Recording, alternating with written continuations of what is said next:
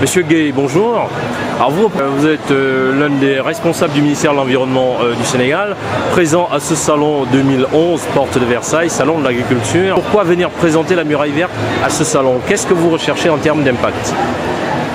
Je vous remercie. La grande muraille verte se comprend d'abord dans le cadre des changements climatiques. Avec le développement de l'Europe, où la création de richesses a été basée sur une industrie grande utilisatrice de carbone, il y a eu l'émission massive de gaz à effet de serre. Et nous en sommes arrivés comme ça au changement climatique. Et l'Afrique, malheureusement, qui ne participe pratiquement pas aux émissions de gaz à effet de serre, est le continent le plus exposé aux conditions climatiques les plus excessives issues des changements climatiques. Alors l'Afrique est un grand continent exposé. Les Africains, dont le président Abdoulaye Wade en tête et l'ancien président du Nigeria, Olusegun Obasanjo, ont pensé que l'Afrique devait avoir un grand projet dans le cadre des changements climatiques.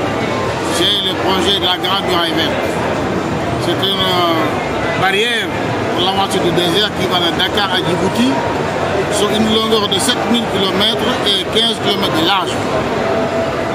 Alors c'est un grand projet de restauration de la biodiversité et de restauration des systèmes de production rurale.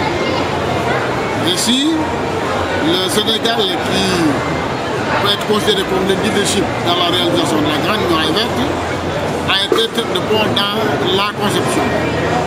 Le Sénégal a créé l'Agence nationale de la Grande Muraille Verte et le Sénégal a poussé pour qu'il y ait la création de l'Agence panafricaine de la Grande Muraille Verte. L'Agence nationale de la Grande Muraille Verte est la réalisation au niveau du pays et l'Agence panafricaine de la Grande Muraille Verte est pour la coordination au niveau africain.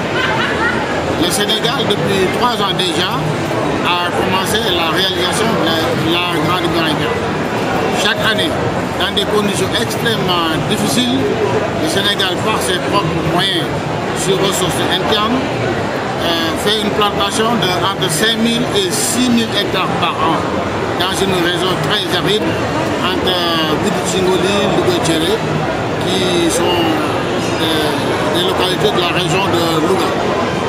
Alors voici en gros le projet de la Grande Muraille Verte. Nous sommes venus maintenant à Paris pour le présenter. Parce qu'au moment où le monde entier, les pays en particulier qui ont largement participé à les émissions de gaz à effet de serre, sont en train de nous regarder faire le plus grand projet de biodiversité du monde. Vous savez, actuellement, le monde respire par 2 poumons. Les forêts d'Amazonie et les forêts de bassin du Congo. Avec la réalisation de la Grande Muraille Verte, nous sommes en train de créer le 3e poumon pour la respiration du monde. Donc, ceci veut dire que l'ensemble des pays devaient participer avec nous dans la réalisation de la Grande Muraille Verte. Nous sommes venus aujourd'hui dans cette foire pour présenter ce projet et expliquer à tout le monde l'importance de la Grande Muraille Verte dans le cadre de la lutte contre les changements climatiques. C'est le plus grand projet d'adaptation. Est-ce que ceux qui viennent vers vous sont réceptifs à ce projet? Je pense que tous ceux qui sont venus envers nous et qui ont compris ce que nous avons expliqué sont d'accord avec nous que c'est un projet majeur dans le cadre de l'adaptation au changement climatique. Alors on sait que la Grande Muraille Verte est financée par pays qu'ils traversent. Ce sont les pays qui prennent totalement en charge. C'est l'ensemble des 11 pays membres directs de la Grande Muraille Verte et du lac Tchad qui fait l'objet de ces rencontres à Bonn. Tout à fait. On a remarqué que justement dans le cas de la réalisation du Grande Muraille Verte, il y a le Sénégal, aujourd'hui en tant que leader, il y a le Tchad. Les autres pays, on n'en entend pas beaucoup parler. Est-ce que c'est une question de moyens ou alors de volonté politique? Oui, on peut le comprendre dans ce sens. D'abord parce que le Sénégal est un pays leader, mais deuxièmement aussi la création de l'armée panafricaine de la Grande Muraille Verte a été faite au Tchad. C'est ce qui explique ce que vous venez de dire. Mais je pense que l'ensemble des pays africains qui sont directement impliqués dans la Grande Muraille Verte, tous ces pays, je pense, sont assez engagés. Peut-être il y a des niveaux assez différents, compte tenu peut-être des différentes politiques environnementales qui sont appliquées dans les différents pays. Mais je pense que l'ensemble de ces pays, compte tenu du résultat qui a été atteint au Tchad, tous ces pays sont engagés, en tout cas avec le Sénégal, à réaliser la Grande Muraille. Quel budget le Sénégal a prévu pour la réalisation de cette grande ceinture verte au niveau du Sénégal? Oui, nous avons des projets de 33 milliards que nous sommes en train de négocier. Mais le Sénégal, sur ressources propres, réalise chaque année 6 000 hectares de plantation. Vous savez, c'est extrêmement important dans une région très aride comme... Oui, ça favorise la création des emplois aussi. Bien sûr, parce que, comme vous l'avez vu sur le boucle qui est en train de tourner, en dehors des réalisations directes de plantation d'arbres dans le cadre de la Grande Muraille Verte, il y a des jardins polyvalents où les femmes des différentes localités qui sont impliquées dans la réalisation de la Grande Muraille Verte sont en train de faire une production de légumes extrêmement moderne, arrosés au goutte à goutte, et des légumes qui n'étaient pas connus dans cette partie du Sénégal sont actuellement produits avec une qualité extrêmement élevée. Oui.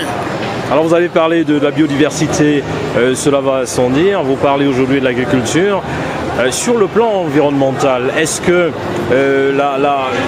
cette grande muraille verte a suscité des vocations au niveau du Sénégal ou a attiré l'attention des Sénégalais sur les problèmes de déforestation par le feu? Bien sûr, vous savez que le Sénégal est très engagé dans la lutte contre les feux de boue, comme vous le dites, parce que le ministre d'État, M. Djibo Leïta, a fait adopter par l'Assemblée nationale une loi qui réprime sans réserve tout autour de feux de brousse. Donc c'est la tolérance zéro. Donc tout autour de feux de brousse, quelles que soient les conditions dans lesquelles le feu de brousse a été créé, c'est réprimé totalement par la loi. Alors donc c'est une lutte féroce qui est menée contre ces agents, en tout cas qui font cette dévastation de la nature. Mais la Grande Muraille Verte, déjà, c'est une ceinture verte, bien sûr, mais aussi ceinturée par des bassins de rétention. Parce que quand on parle de biodiversité, cela suppose la présence de l'eau. Alors donc, les bassins de rétention qui sont créés avec la Grande Muraille Verte contribuent largement à la restauration et au développement de la biodiversité. Beaucoup d'espèces animales, végétales et d'autres qui étaient en tout cas en disparition commencent à refaire surface. Donc, toute cette panoplie d'espèces est en train de revivre au niveau des sites qui ont été fait l'objet des premières plantations de la Grande Muraille Verte. Qu'est-ce que ça peut représenter en termes de création d'emplois? En termes de création d'emplois, vous savez, les espèces qui sont plantées, ce n'est pas n'importe quelle espèce. Le Sénégal a organisé par 2 fois un colloque international. L'ensemble des scientifiques du monde qui sont spécialisés dans la foresterie se sont rencontrés et ont choisi des espèces pour lesquelles beaucoup d'études avaient été réalisées, des espèces très bien connues, très bien adaptées pour la circonstance et qui participent à la formation de richesses pour l'augmentation des revenus des populations qui sont autour du tracé de la Grande Muraille Verte. Mais aussi, comme je l'ai dit tout à l'heure, certaines actions de production végétale, telles que le maraîchage, sont engagées, des femmes sont encadrées avec des techniques d'éducation modernes, telles que le goutte à goutte, pour faire une production moderne de légumes.